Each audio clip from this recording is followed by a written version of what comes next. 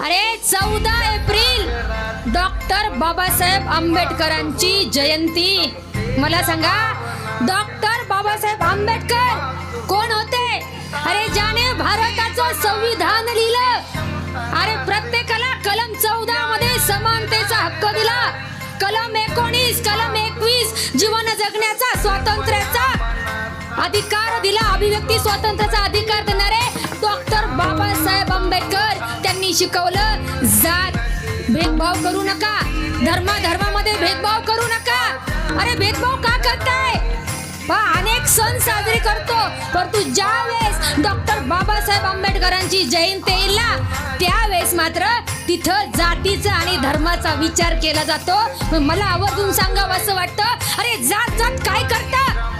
अरे जातीवरती तुम्ही भांडता, धर्मावरती तुम्ही भांडता, आणि प्रत्येकाचं रक्त काही वेगळे का?